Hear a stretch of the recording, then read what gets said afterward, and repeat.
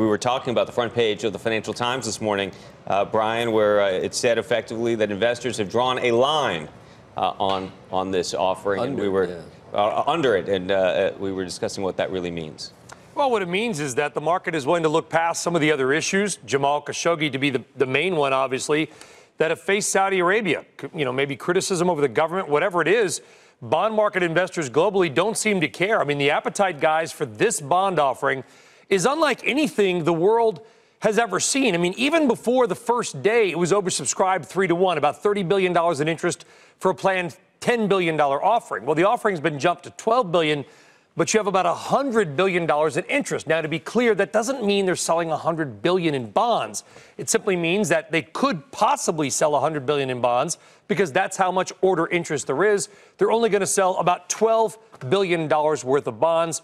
And we spoke on Worldwide Exchange to a former executive at Saudi Aramco. I asked him, I said, to what do you attribute all this demand? And he really said it's because the company wasn't really known that much before. I think the bond has confirmed the true value of Aramco. It's a company that's been a great success for many decades, but it hadn't been very well known. And the prospectus that came out with the bond, I think, has shown very clearly that it has exceptional financials. So both the emerging market debt funds and the global investment grade investors, once they got all the facts together, I think they came to realize that this was an opportunity that they should jump onto. And that's why you had such a large oversubscription.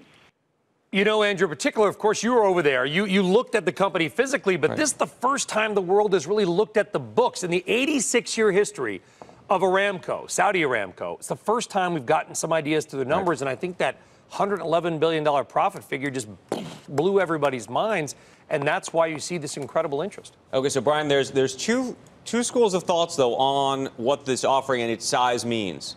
One is that this is a great, enthusiastic sign as a precursor to this IPO, this quixotic IPO we've talked about for so long.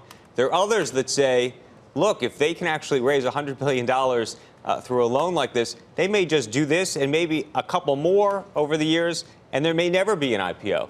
Where do you land? I'll lean toward one, and I'll tell you why. Because Saudi Arabia also, Andrew, as you know, is trying to build out itself as a financial center. The Tadawul, the Saudi Arabia Exchange, this would be the preeminent listing on their own market. So I hear you on the raising money side, and if they don't care about their own stock market, that may be true. But because they are trying to build out their own exchange, they're going to need sort of that golden goose, if you will, of their exchange. And I think they need the equity. They need the stock to make the Saudi market look bigger, look more attractive.